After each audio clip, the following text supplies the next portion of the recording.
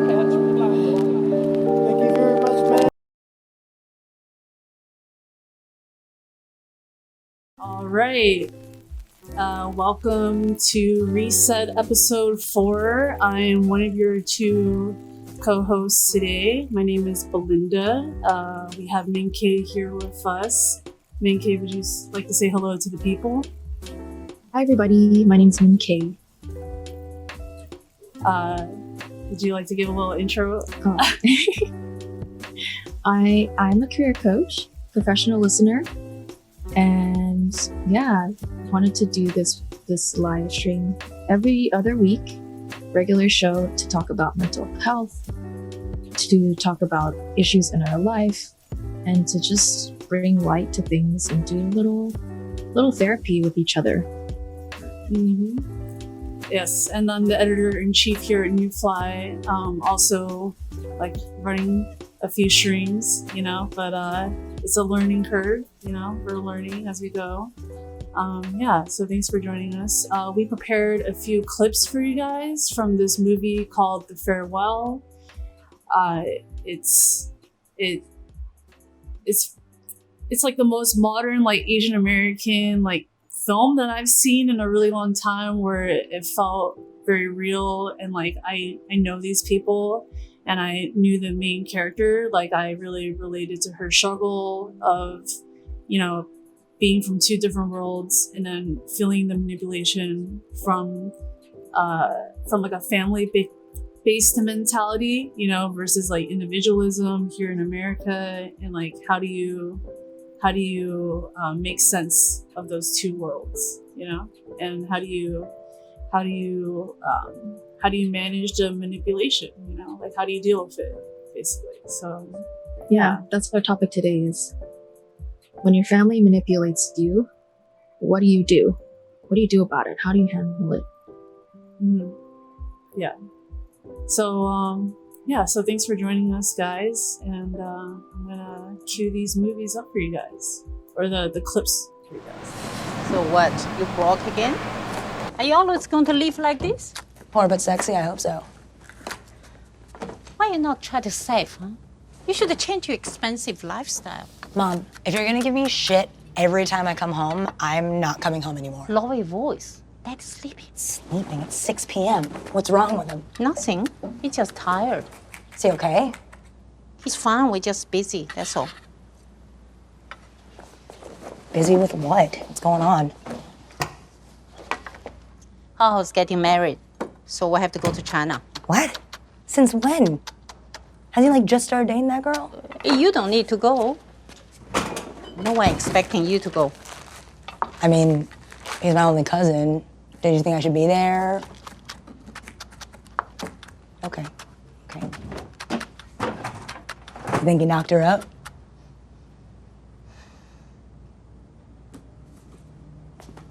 How many wontons you want?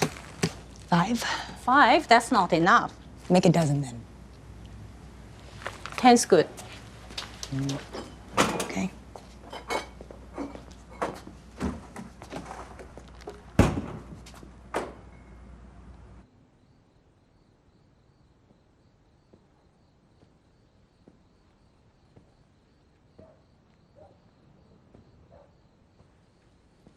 What's wrong, Dad?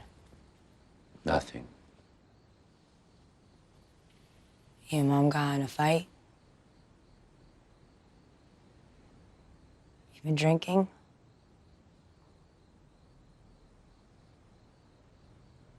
Please tell me what's going on. You're scaring me. Something's going on. Just tell me what's going on. Your nan is dying. She has a stage 4 lung cancer. The doctor says she has 3 months. Could be faster, you never know.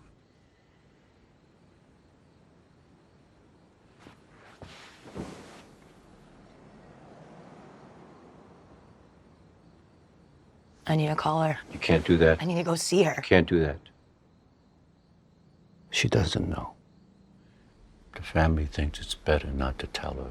So you can't say anything. I don't understand. She doesn't have a lot of time left. She should know, right? There's nothing they can do. So everyone decided it's better not to tell her. Why is that better? Chinese people have saying, when people get cancer, they die. It's not the cancer that kills them. It's the fear. Okay, when were you guys gonna tell me this? How could you let me find out like this? How should I have told you? Oh, your grandma's on the roof?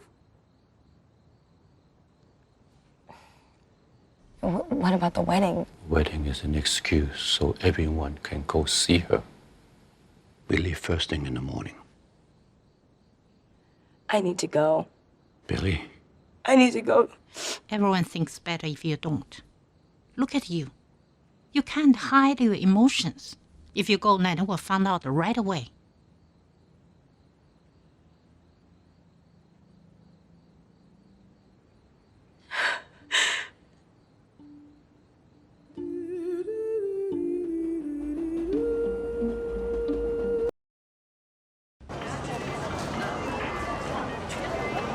我咨询了日本的癌症专家，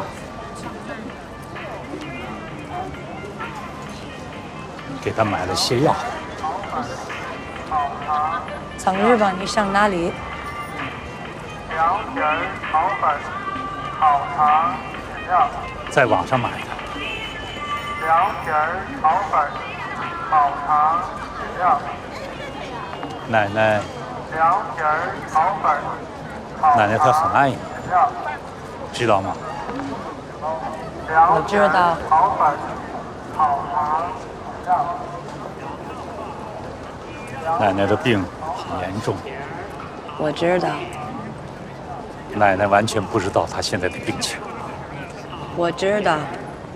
你一定要特别小心，千万不能告诉她。我知道，爸已经说了。你会难过，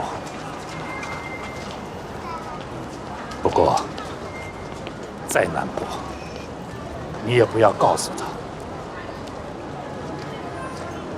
我知道。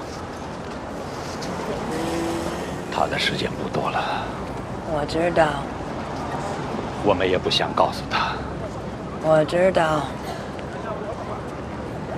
无论如何，你也不要告诉她。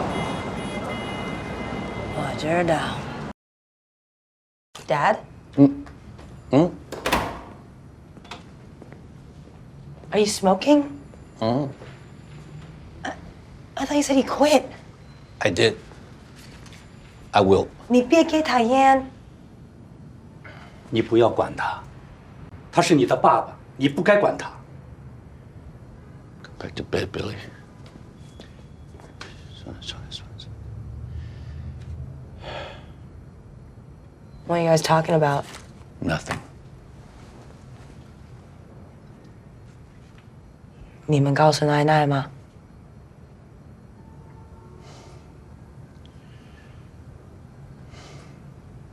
不能 ，Billy。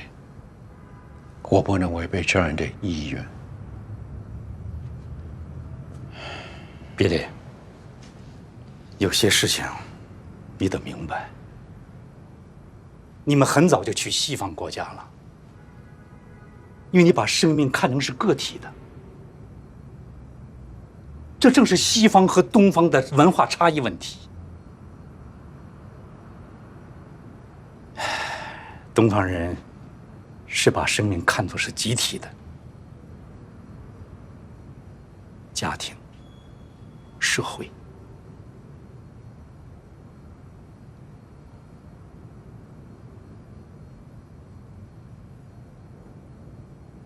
你想告诉奶奶事情，是因为怕担责任，因为这个责任太大了。如果你告诉了她，你就没有负担了。我们之所以不告诉奶奶事情，就是为了分担她的思想压力。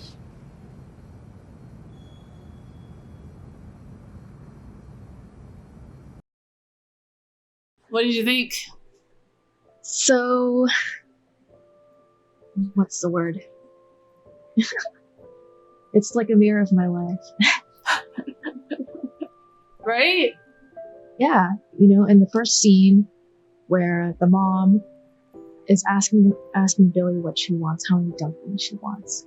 And Billy gives an answer, and the mom says, no, that's not enough. And then Billy gives another answer, and she's like, no, I think you should have this. It's like, why didn't you ask me? Just give me what you think I should have, you know? Yeah. It's Why do you want constant my trickery. Like, yeah, I'm just asking you just to ask, but really I'm just going to give you what I think you should get. Yeah. You know, if you don't value my opinion, then don't ask for it.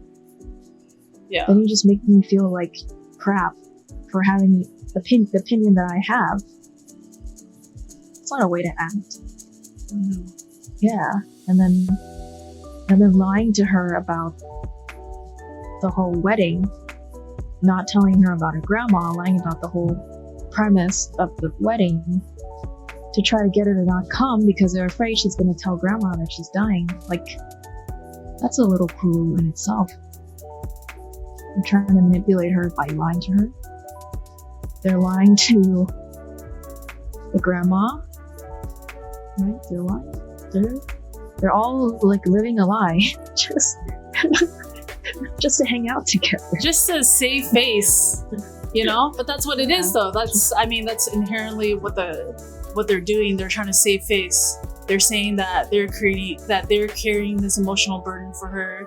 The knowledge of the sickness itself is what kills the person. And you know what? My mom, like, she legit feels that way too. I remember when my grandfather got sick with lung cancer, the doctors kept like giving him bad news and kept saying like it's gonna near the end, and they think that because of all the negative feedback, right, like he just kind of like let it defeat him, you know. And he thinks that like the doctor wasn't supposed to deliver certain news to him, and he ended up getting it, and yeah, like he died shortly after. It's crazy, man.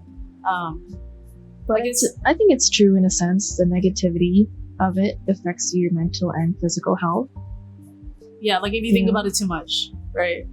Yeah, and if you think you're gonna die, then you're gonna die. But if you think you're gonna live and that you're gonna get better, then you'll get better. So, yeah, no one wants to get a death sentence. I think it's the way we handle it too, and the way typically that Chinese culture handles it is they think there's no cure, so they're just gonna die, and then they just fall into that despair and negativity. Yeah, but is it really fair for the whole family to carry that burden? To know that, you know, grandma's gonna die and to feel sad without her being there with them. There's a scene in the hospital, like in another part of the movie, where the sister, you know, the grandma's sister, is defending the act, you know, and it's very much East versus West, and I know that Uncle touched on it too. It's really hard, man, because we live in two very different societies. You know, the way in which their structure is built is very much on like the collective, like, unit.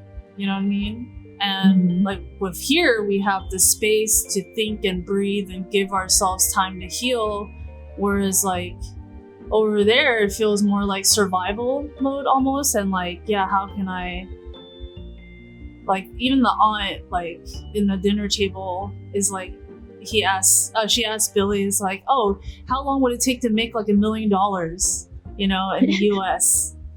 Like, yeah, that's important. They all think about money. They all try to ask about how much money you're making. That's their value system, is money and fame and looking good and looking smart and looking like better than everybody else, but also being humble about it. Fake humble. Right? Fake humble. But yeah, all this stuff crosses over, and as children of immigrants, we have to deal with their cultural trauma, right? Like how was it for you growing up with parents who probably manipulated you because that's the only way they knew how to get you to do something? Man, I had to. This is what I wrote out. I created defense mechanisms and filters over time, like ultimately finding a way of stepping away from the chessboard. Because so much of it feels like you're just playing games with them all the time. You know, like they're testing you a lot. They're trying to get you on your toes. You know, and like they like to pull you into battles, and you have to constantly plot to get yourself out of messy situations that they design, you know, because they're like, the world is terrible and they're not just going to give you everything on a silver platter. Like, you better earn what you get, you know. It's like I attribute my paranoia, like my workaholic like sense of self, it comes from like this fear of I remember my mom went on a trip to Asia one time. She was gone for like 3 weeks. And before she left me with this story about how there was this little boy whose parents left him for 2 weeks, and they baked him a huge donut, and they put the donut around him because like the son is so lazy he never gets up, and they were afraid he's gonna die, you know. So they like baked this donut and put it over him, right? And they came back and the son had died, and he was so lazy that he only took one bite in front of him. He didn't take any other bites. He didn't go around the donut to eat around. Like, he just took the one bite in front of him. And like, I don't know what it is. Like, I don't know why I remember that story. Like, that's the story that I remember that stuck with me. Ridiculous story. They tried to scare you into working hard by saying you're gonna die. If I don't like eat what's around me, you know, like not just what's in. I don't know, man. That story has so many layers to it, like so much psychological, like nuance to it. Like, I can go in several different directions with it, you know, like of learning lessons. Yeah. Is that really crazy? That's crazy. What? Like, that's what I remember, you know, like, and also just manipulation is built on understanding human psychology and finding ways of modifying like certain behavioral patterns and others to fit your own agenda, you know, because like manipulation is all about manipulating the other person to fit your agenda. You're not accounting for what that person wants. You just want what you want anyway, in any way possible, you know?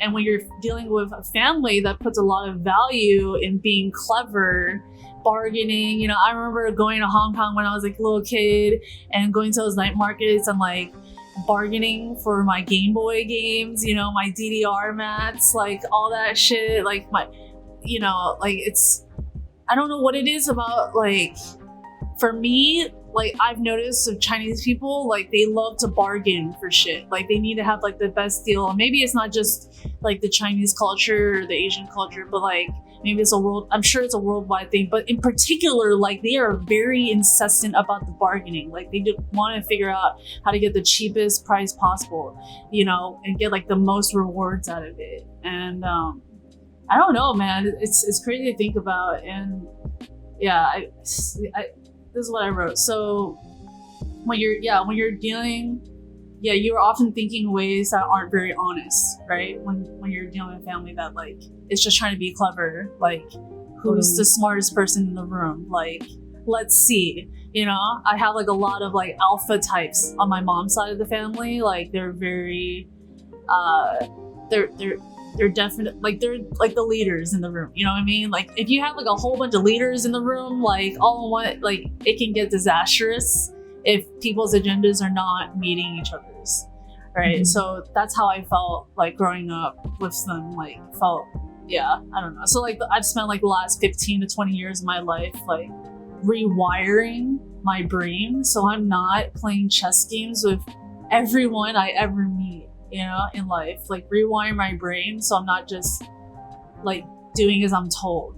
Yeah, like figuring out how to take what I think is best for the situation, you know, with everyone's intentions in mind, without like, yeah, I don't know.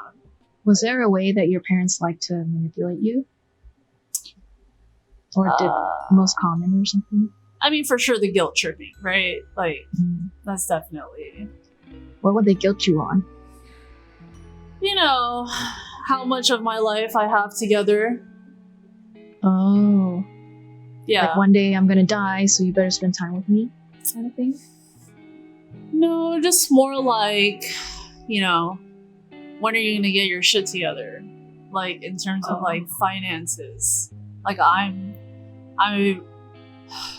feel like you have to sacrifice certain things for other things. Like, you're never gonna have everything all at once. You know what I mean? Like, if I had my money situation, like, I could have my money situation intact, but I wouldn't be able to do all this shit. You know, like, I wouldn't be able to spend time like creating shows and coming up with like fresh ideas and figuring out how to like move, you know, in a progressive way, and not just like, because I feel like people that make a lot of money, like, they're miserable, you know, because you're just a sheep, you know. Like, this is what I wrote, right? So I wrote, you know, it's a question of what is being presented to me, right? Like, the last thing I want to be is a sheep, because I hold my heart to like a high degree, and I had to fight to go after my dreams, yet still I had to hold my tongue at times. Like, that's how I feel like with my family dynamic and like where I'm at,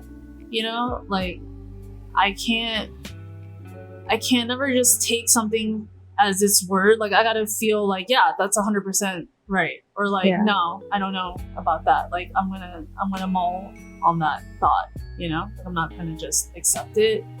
Yeah. And I can't like let it's been like, yeah, figuring out how to rewire the guilt out of me, like, not to take it in as guilt, you know, because it's how we absorb it, right? Figuring out how to feel bad. Yeah, figuring out how to not absorb like their energy, but still be a good person, you know, still be a thoughtful human being, you know, but while still having like boundaries. Like, there's certain things that you're not going to accept and you're going to have to put your foot down on, and there are certain things that you will have to concede to because you are in a family, you know. If you want to be in that family, there are certain things that you have to do. And, you know, I have love for my family. I really see our reflections of each other with each, you know, like, yeah, I understand, like, this is my blood, right? But I can also not have to be like them, right? I can be my own person while still respecting them, you know, because I have mad respect. I do respect them. They can have their opinion. You can have your opinion. You know, just because I respect myself as well doesn't mean that I respect you any less. That's been the hardest thing to get across. Yeah, because I think if you don't do what you tell them, it's disrespecting them. Yeah, it's disrespecting them. Yeah. But it's not. There's a way to understand what they want, to say, no, I'm not going to do it that way. Yeah. Yeah. But I see also a mindset thing with you about money is that thinking that you have to be in your place to be able to be as creative as you are. I think that you can be as creative as you are and do what you want and also get paid for it. I think so too. I was watching this Alicia Keys interview and she was talking about how you attract lack when you're constantly thinking in that way, like, oh, I'm lacking this, I'm lacking that. But if you don't think of like the concept of abundance, like, you won't be able to manifest that, right? So I think I've been very I think it's because I went to a liberal arts college where I had like programs designed around sustainability and like how much are you really taking in. I think a part of me has been kind of holding myself back. Like, I want to use up the least amount of resources in the earth, that I'm not like damaging it, so that I can have good energy, good karma, and good people come my way because there's like a flow to this. You know, I feel that way about how you do things, right? Yeah. And I think I could have rushed and like I could have gotten a lot of more shit done by now. You know, if I didn't pull back and think about the bigger picture and like how long I could really go at that particular speed. You know, I think I was like, you know what? Instead of like burning out in my 20s, like I'm just gonna kind of like sit back and have adventures and meet people and outside my circle and just see who I connect with on a genuine level and figure out how to like creatively build with certain people and like, you know, you can, I have like a revolving door of people in my life because I'm constantly evolving and changing and trying to grow and like expand my thought process because I don't want to ever feel like that I know everything. I think I was like listening, so I'm like recording a podcast series with my friend Ida Yu. She's this writer, and we were on a call a couple days ago with this therapist in Seattle, and she was talking about how you know, there's like a saying like if you meet a Buddha on the side of the road, like kill it, because if you have already like learned everything you ever need to learn and you're like totally completely zenned out, like at peace, like there's nothing else you ever need to learn ever again, like you're dead. You know what I mean? Like you're not gonna be able to like, because life is a learning lesson. This, you know, if you wake up in the morning, it's another day for you to learn something. Like that's what I remember like hearing from their conversation. I was like, whoa, that really struck a tone with me. I was like, shit, you know, like I can't ever know things. I can feel certain things I can express and I can try to get other people to understand, right? But yeah, like just the... So you're saying you're needing to grow, and to find ways to work and collaborate. Do you feel like you need to reach a certain point in your artistry to be able to make money?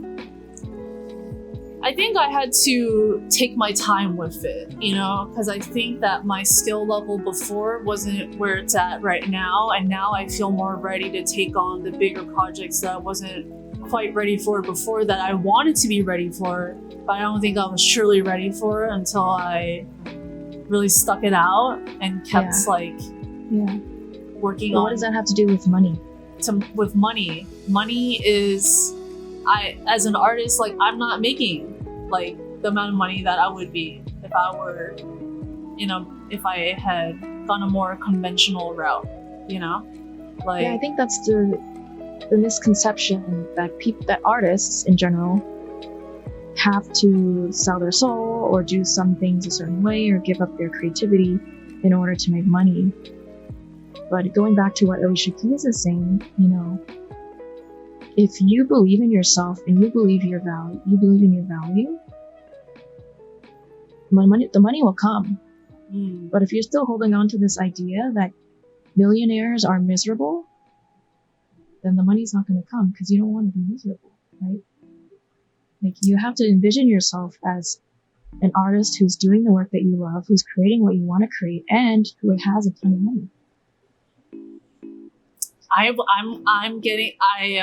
entering this phase right now. Trust me, MIINKAY. I think you know, even I know it's hard for you, but I really wanted to point it out because I can see in the way that you talk and what you're saying, and even the way that you just answered my question is you kept talking about the projects because you believe the projects are what's true to you, but you avoided the question about money because you don't think the money's going to come if you do your creative projects, you do what you want to do. And maybe it hasn't come yet. You haven't proven that to yourself, but you can't hold on to the idea that there's not going to come. I think it is going to come, you know? I think it's just, it hasn't come yet. And my parents are just like, yo, you're 31. Like, when are you going to get your shit together?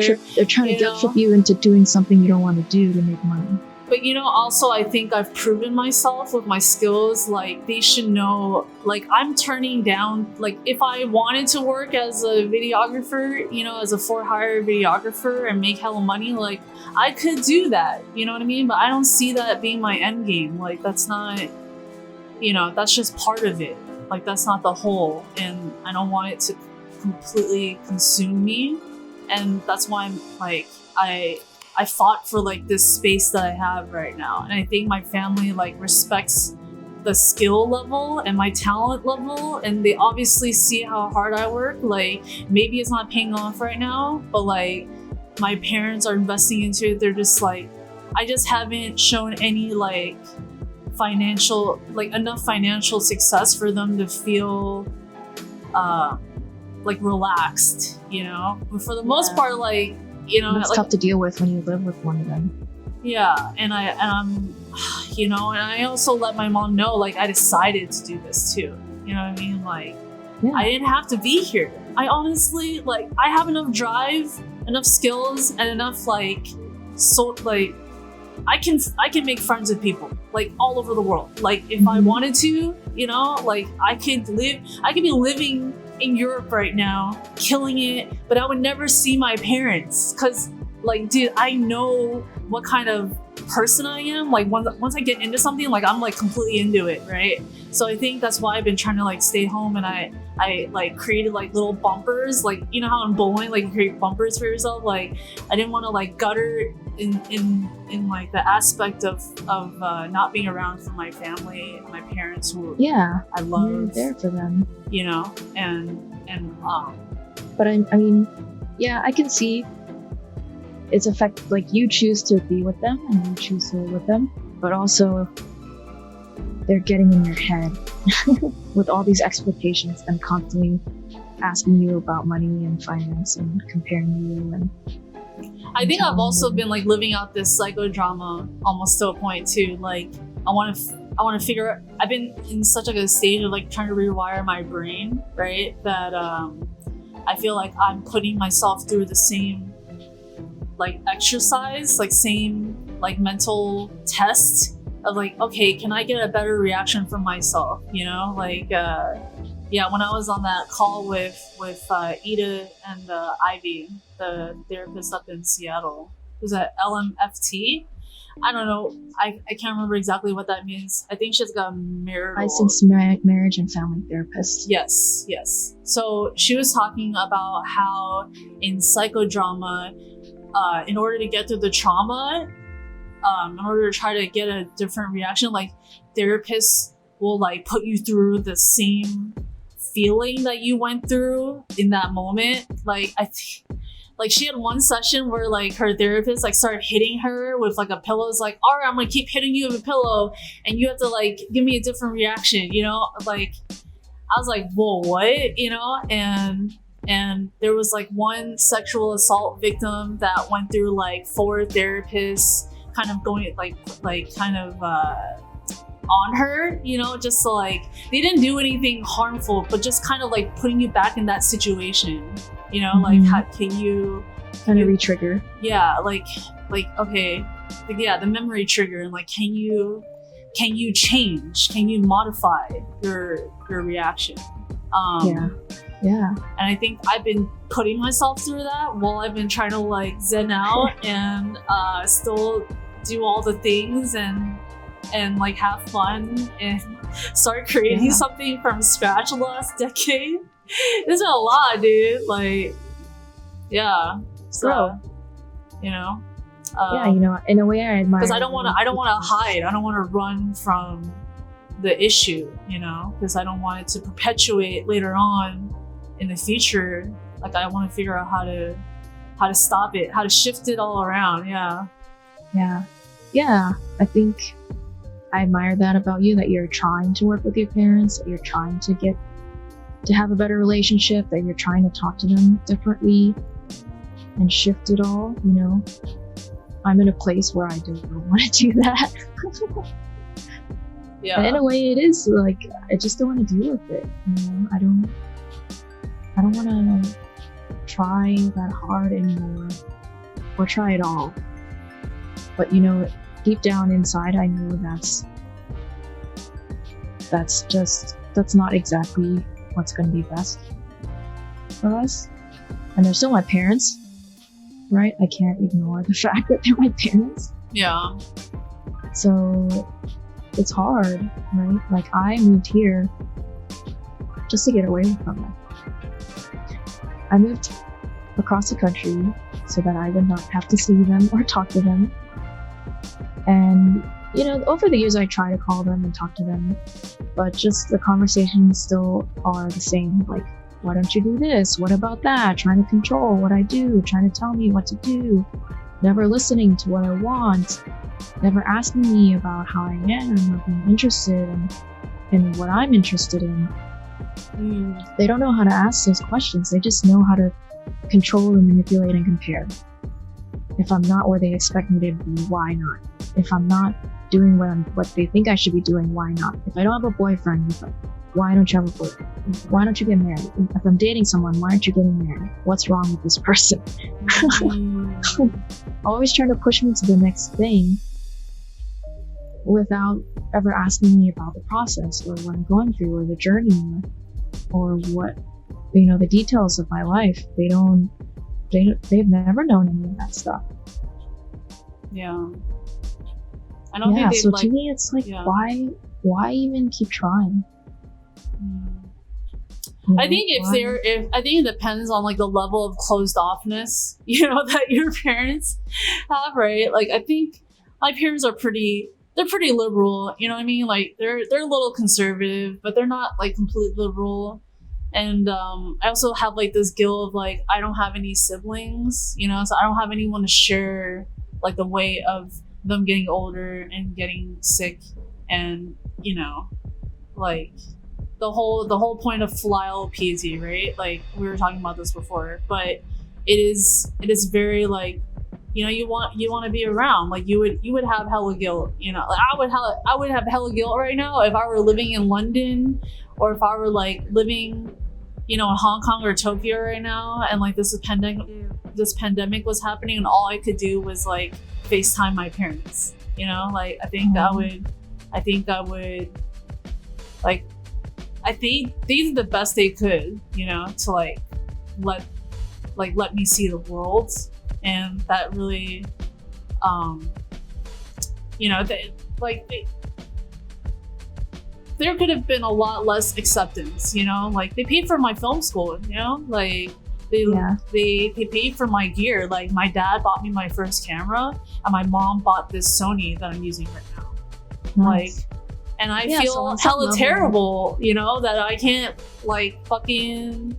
She even bought my laptop when I'm like editing on, you know, like, I feel so terrible that I can't pay for certain things, you know, or like provide. No, but it shows that they're supportive of your craft. They see, like you said, they see your talent. Yeah. They do try to get you work, even though it's work you don't want to do.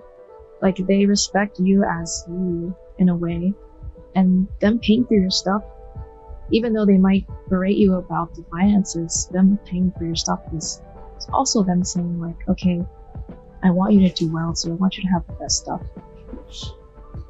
or the best stuff that we can afford for you. And like, I think that shows that they're trying, and that's what you have. I guess for me, I don't have that. Yeah, so it's a lot less hard when, like, you know, they haven't, like, there's no room for growth, like, at all, you know. Like, that's another story, you know. Yeah, I like, guess how is it trouble with, like, you know, like, on a deeper level, do you think like it affects how you know, manage your relationships around you too, like the people that you keep? At first it did. At first I expected a lot about the people around me, the same way my parents expected of me. And once I realized that I was doing that to people, that I was just getting mad at people for not anticipating my thoughts or not being smarter about stuff, then I was like, damn, I gotta stop doing that. Like, I'm my parents. Yeah. And I did it to my brothers a lot. And so once I realized I was doing that, I was like, okay, I gotta stop and just be nice about everything, because I don't want to put them through what our parents put us through, right? We're supposed to be family. Yeah. And yeah, I would say that I think they don't understand what we want or need. They just, and they're kind of at this place where they don't know how to figure that out either. Because for us, it really revolved around money and having money. And so now that we're all on our own and working and I have my own money, my dad just leaves me alone. He never asks me about how I'm doing or what I'm doing. He just leaves me alone. And my mom's question is always like, oh, do you need money? Are you okay? I think it's because like in Chinese society, like scarcity is such like a huge factor, you know, and they really did build like a system where a lot of people are lacking in things, you know, and that's like no one's really like thriving hella hard. I think in a lot of ways, and they're not used to like that's how they show their love. Like they have like this is what I figured out with like my mom and I, you know, like we have different love languages. Like there's different ways in which we express our love, and we might not, and if we misunderstand each other in how we express the love, like that's when some shit can go down, you know. But I think if there's some kind of understanding of it, like, hey, I do certain things in certain ways, you know, and sorry, what were you saying? I kind of went down like a rabbit hole, I think, just now. I'm sorry. I know, you always do that. I know. I'm trying. I'm getting better. Slowly. I tripped myself up. Sorry. I was talking about money, and you were talking about scarcity and how our parents grew up with scarcity. And yeah, I know that, and that's a mindset that I've been really turning around to. Like the same point. Oh, I figured it out. The point I was trying to make is they don't know how to be your friend. Like they just know how to be your parent. Like they don't, because their parents were not affectionate. They didn't have time. Like what exactly? Okay, so when you're coming from a place of scarcity, right? And you're thinking like, oh my God, I just have to survive. Like all you're thinking of is like feeding your kids and making sure they're good. You don't know how to like have tough conversations with them. They didn't have they didn't talk about mental health. They didn't talk about anxiety. Like those are not common things that they talked about, you know? So they're not used to it. They don't know how to be your friend. And at a certain point, my dad and I, like, we got, like, my dad and I, we still get into fights, you know, but at the end of the day, like, he realized, like, he didn't want to have the same kind of relationship that he had with his dad, with me. Like, I think he wanted a closer relationship, like, where we can really have conversations and let each other know what's really going on, other than just, like, constantly telling you what to do, this is how you're gonna do it, da-da-da-da-da. Like, in The Farewell, like, that's literally, like, all throughout the movie is, like, literally everybody just telling her how to do it. Like, this is how you say things. This is how you do things. Like, and they just want to hear like, I know. You know, they want. Yeah, you, in like, a way, you're lucky that your dad is evolving that way, right? I don't think my dad is ever going to evolve in that way. He just wants what he wants, and he has his perspective, and it's not going to change. And over the years, we've tried to figure out if it can change. He's definitely chilled out a lot, but in a way, it's just, it's kind of like I just decided I don't want to deal with that relationship, and it's because of all the manipulation. Because it's really hard to dismantle the manipulation, you know, and they can't handle it when you call them out on certain things, because like they don't know how to deal with shame. They only know how to dish out the shame. It's fucked up, dude. Like, they don't know how to deal with their own issues. He doesn't deal with his pain. He deals with his pain. So we never heal, and then we just have generational trauma keep going on and on and on forever, because nobody stops to be like, okay, how do we reset all this shit? You know, like this can't just keep happening, right? Yeah, that's the point of our generation. I think that's the point of. That's part of the the benefit of becoming American, because they have these ideas and concepts of anxiety, how to deal with anxiety, mental health, how to deal with mental health, compassion, kindness. They have this other way of being that China doesn't have yet. That they're and evolving too. But I mean, I think evolving is another thing. You know, I have friends that are also children of immigrants, and their parents are totally different than my parents. They're completely different. They're more American. They let go of more. They're more about happiness, and they know their kids are fine. They're not about scarcity. You know, my parents there have been moments where they've been afraid of not having enough money, but they've worked their entire lives. They're fine. They have their own house. They just have held on to that mindset of, we don't have enough, we need more. And it's just their mindset, because it's really not true. Like, they have enough. They have plenty. They don't need any more.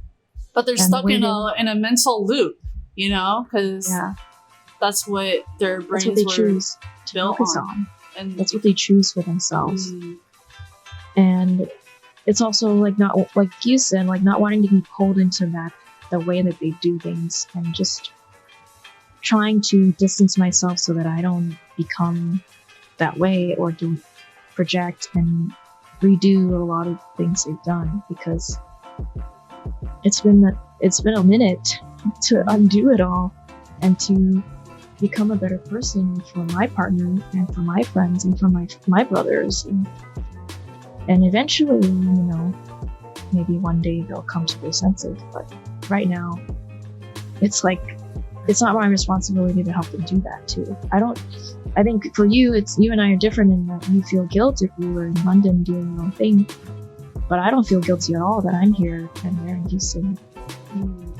Like, I'm totally fine with that. And I only saw them once. I only see them once a year, and they can come here if they want me.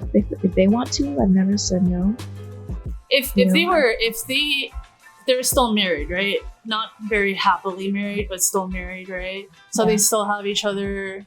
Like, how would you feel if they weren't together and they were just living by themselves, and you didn't have a brother? Like, how would you still feel like, yeah, I don't care? I'd be fine. You'd be fine? Yeah, because I'm very much my mother in that I'm very independent. And she actually did a 1 or 2 year fellowship in DC. So she ditched my dad for a year, got an apartment in DC, and had the time of her life, because she wasn't living with him. She was making all her own friends. She was at this new place, exploring the city, and I would go visit her like every couple of weeks, every 2 weeks, and stay with her and hang out with her, and that was great. You know, I think they're better off separate, in my opinion. I think my mom could live her life the way she wanted to if they didn't live together. But part of the reason why I don't hang out with her is because she's with my dad, and I don't like my dad, and I don't want to be around him. So in a way, that's tragic, because it limits me and my time with her. You know, like, I think the things. So he's really the one that's like the most toxic. Out of the two. I mean, my mom could be better, but we know that she loves us, and we know that she's trying. Yeah. You know, we know that she knows that there are things that she could work on, but I think that we need to start it off for her. But my dad is just zero. He still thinks he's right all the time. Just like a stubborn ox. Very stubborn. He's never going to apologize for anything. You know, I don't want that kind of energy in my life. He did not support my career change at all. You know, one year I went back home and he was like, you got to stop doing this and go back to your old job. Wow. Yeah. So to me, that's like, I would run away too. Like, fuck you. Like, Jesus. Yeah, I don't need that, you know? Yeah. They're different people than your parents. Like, it would be one thing if my dad was like, okay, I support what you want to do. And, you know, even if he just said that, you know, that would be enough. I wouldn't expect anything else out of him. but at least my brothers have supported me. My brother bought me new sheets for my massage table. My older brother lets me work on him. My mom let me work on her. Those little things were nice and supportive. And my mom has said, she doesn't understand why I quit, but she's not worried about me in too much in a way. So I think for her, it's just a matter of time before she sees that I am successful and that I'm doing something that I want to do with my life. Mm-hmm. But for my dad, he only sees the money. Yeah. I'm only going to be successful to him when I make a lot of money. And you can't just allow that to have power over your life, Yeah, I don't want it to. And that's why I left. And that's why I don't talk to him, because it's really fucked up my head. What would be some manipulative tactics or ways that he would approach you growing up? He just really had this iron fist at home. And he would always say, I pay for your food, I pay for your clothes, you have to do what I say, you have to listen to me.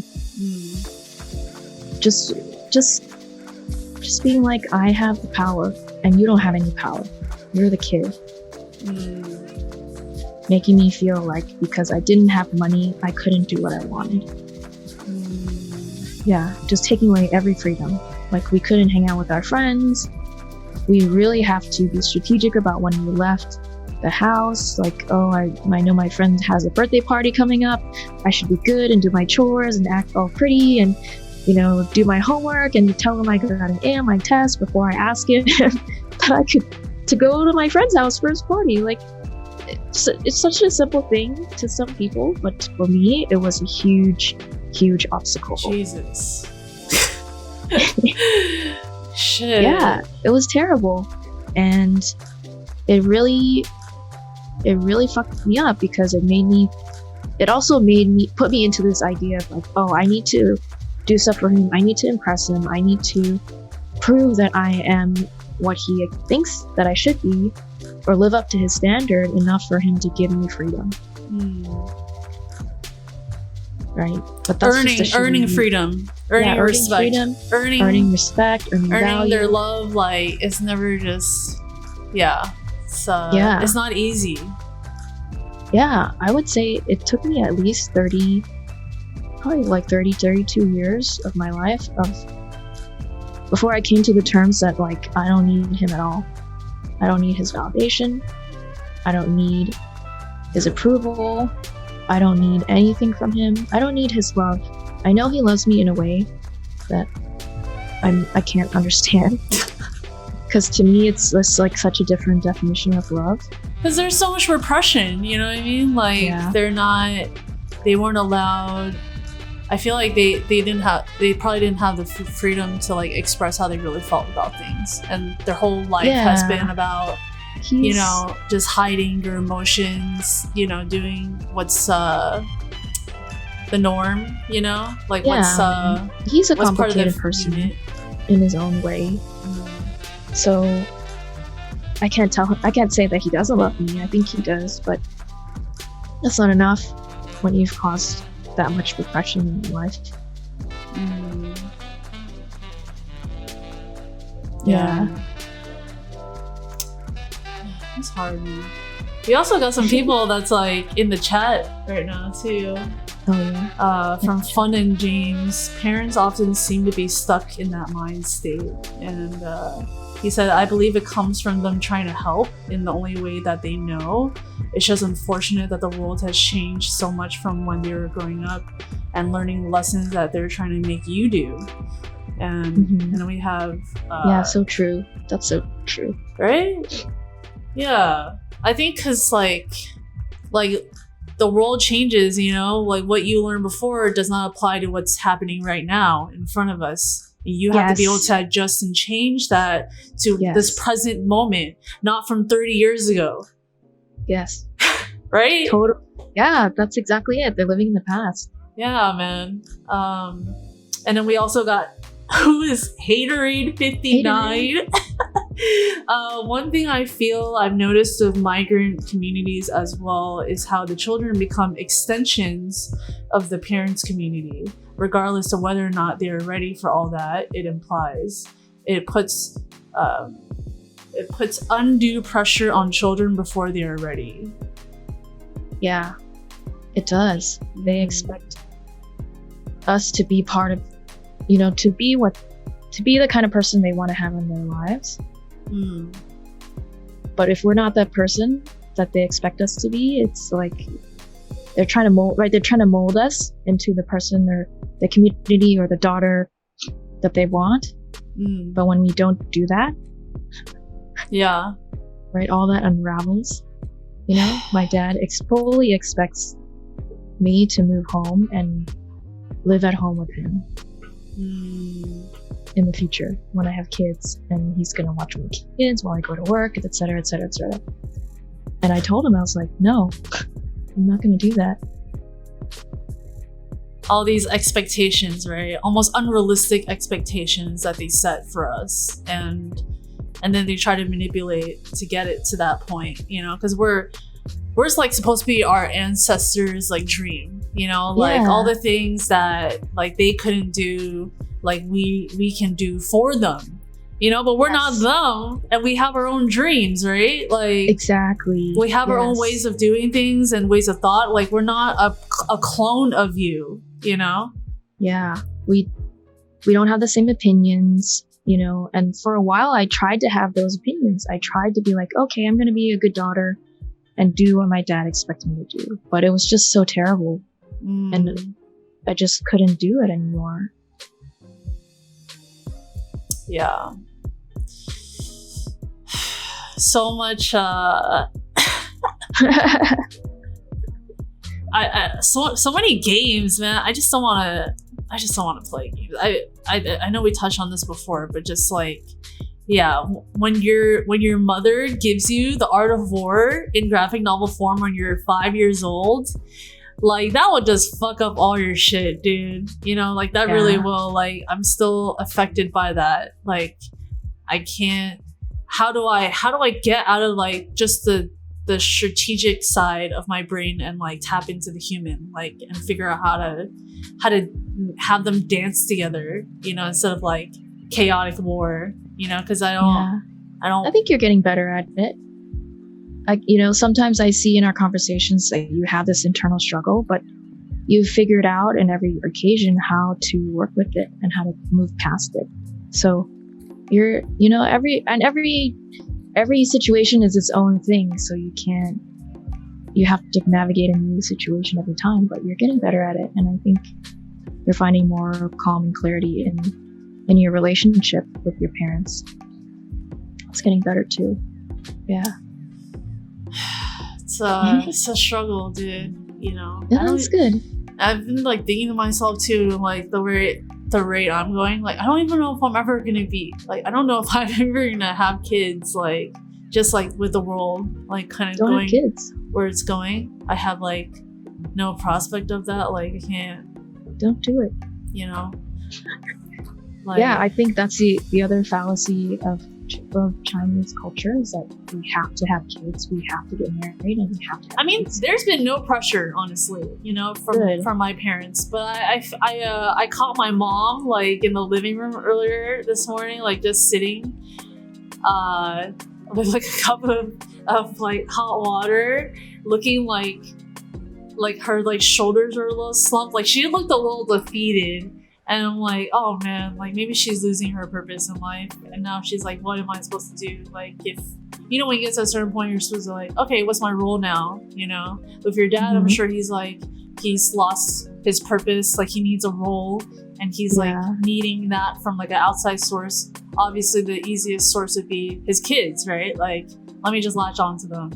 And it doesn't work like that, And yeah, dude, like, I'm not responsible for that. What I can do is what I can do in this present moment, right?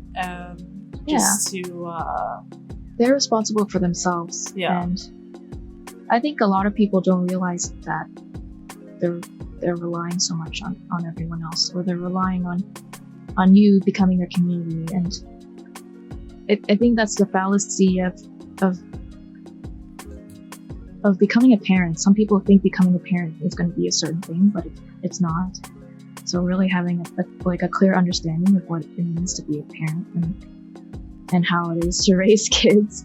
Yeah. You know? Yeah. And yeah. So we got some more comments from Haterade59. Oh shit. They Okay. said about processing traumas and emotional expression. I feel sometimes the repression occurs from the usual avenues, like social connections not being available. That's true. You know, it's sometimes hard for my parents to fit in, especially if they don't have their Chinese community. It's hard to fit in with American culture. And you can't show weakness to your family. That's also really true. My dad does not ever cry or show weakness. And but you can go to your trusted friends. But if you don't have friends, because you moved from your country of origin to a place where everybody is a different culture and you can't make friends, you're just trapped in this place. And it's another trauma in itself. They covered that in Tiger Tail. That's definitely true, man.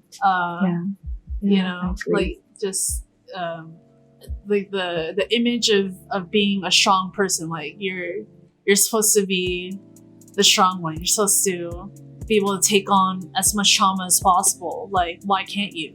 You know, like. Yeah, but that's the other misconception, is that it's not a healthy way to do. It's not a healthy way to be. So in a way, I'm glad that we have that idea and that understanding of mental health and vulnerability, and that weakness is the definitions of weakness that our parents had are not correct. Yeah. It's it doesn't work in this day and age at this moment, you know. And it's not healthy. It's not a healthy way to be. Yeah. So cool. It's 1:05. Okay. I think we covered a lot of ground here, you know. Yeah, we did. And there's so many good clips in that movie. Check out The Farewell, guys, if you can. It's shot really well. Lulu Wang, sorry. It's spelled W-A-N-G though, but you know, different pronunciations and whatnot. But yeah, she really killed it with it, and it's really based off her own life. And her grandma was sick with that. Like the family kept it from her for like 6 years. It's a true story. It's a true story. Like they kept it for 6 years. Like maybe they knew what they were talking about, you know, if the grandma's still alive. Like shit, you know, like it depends on which world you're living in, you know. Like China is very different from America. America is very different from, you know, South America. Like everybody totally, you know, has different cultures ways of dealing with things, and it's cultural differences at the end of the day too. Yeah, I appreciate it, and I appreciate this conversation. I think we talked about some really deep stuff, family stuff, parental stuff. Yeah, and you know, got some good comments from our listeners too. Yeah, thank you guys for joining us today, guys. Yeah, I'll play our little title sequence, and we'll be on again in 2 weeks. So yeah, look out for us. Episode 5 coming up next. Thank you guys for joining. Thank you guys. I'll catch you guys on the next one.